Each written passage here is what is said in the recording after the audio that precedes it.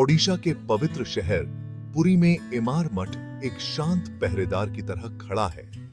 11वीं शताब्दी में पूज्य संत रामानुजाचार्य द्वारा स्थापित यह मठ सदियों से वैष्णवा परंपरा का प्रकाश स्तंभ रहा है।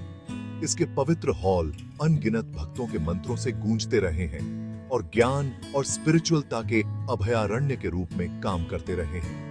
इस मठ का प्रभाव इसकी भौतिक सीमाओं से कहीं फायरे तक फैला हुआ है, जो भारत की समृद्ध धार्मिक विरासत से गहरे संबंध का प्रतिनिधित्व करता है। मठ के भीतर की हवा मानो एक गौरवशाली अतीत की कहानियां फुसफुसाती है। भिक्षुओं की पीढ़ियों ने इन दीवारों के भीतर आध्यात्मिक ज्ञान की खोज के लिए अपना जीवन समर्पित कर दिया है। उनकी भक्ति और विद्वता ने आस्था और शिक्षा की एक समृद्ध परंपरा को जन्म दिया है, जिससे इमार मठ इंडियाई इतिहास के इतिहास में एक सम्मानित संस्थान बन गया है। तीर्थ यात्रा और भक्ति का पर्याय बन चुके पुरी शहर में मठ का रणनीतिक स्थान इसके सिग्निफिकेंस को और बढ़ा देता है। 2011 में पूरी दुनिया ने आश्चर्य से देखा जब इमार मठ का एक लंबे समय से छुपा हुआ रहस्य उजागर हुआ।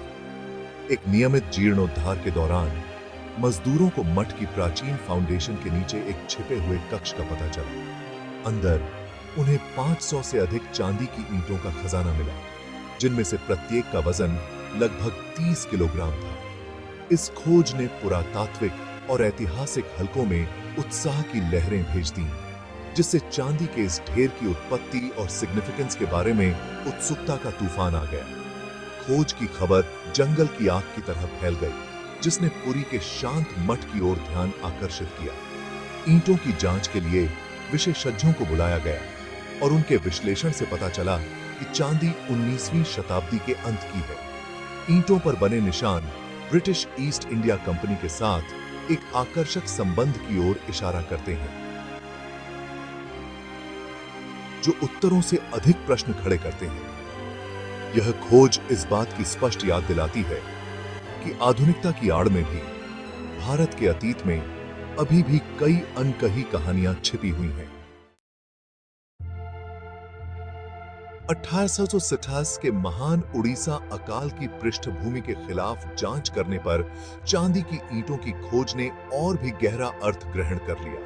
यह विनाशकारी घटना ओडिशा के इतिहास के सबसे काले अध्यायों में से एक ने इस क्षेत्र को भूखमरी के कगार पर धोफल दिया। फसलों के बर्बाद होने और भूखमरी के कारण लाखों लोग मारे गए। इतनी व्यापक पीड़ा के बावजूद इमार मठ इस अवसर पर उठा, हताश और मरने वालों के लिए आशा की किरण बन गया। मठ के भंडार, जो आमतौर पर अनाज और अन्य प्रावधानों से भरे होते थे, भूखे लोगों के लिए खोल दिए गए।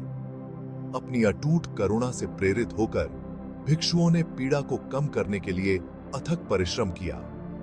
उन्होंने भोजन बांटा, आश्रय प्रदान किया और अकाल से पीड़ित लोगों को सांत्वना दी।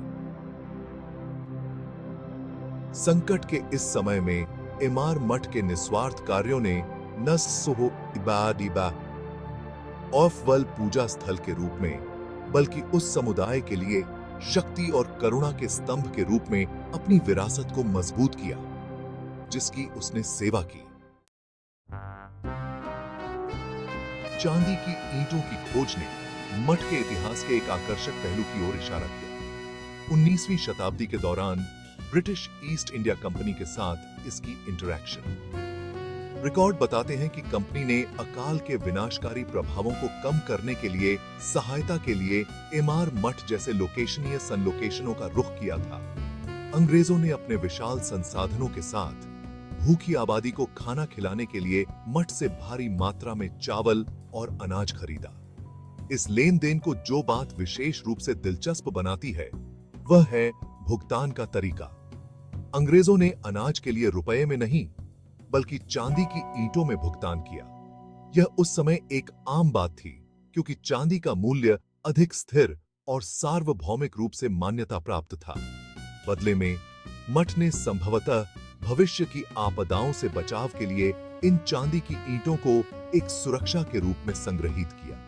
इसलिए 2011 की खोज ने एक बीते युग के लिए एक ठोस कड़ी की पेशकश की, एक ऐसे समय का खुलासा किया जब विनाशकारी अकाल के बावजूद व्यापार और वाणिज्य जारी रहा, यद्यपि जीवन रक्षक परिणामों के साथ।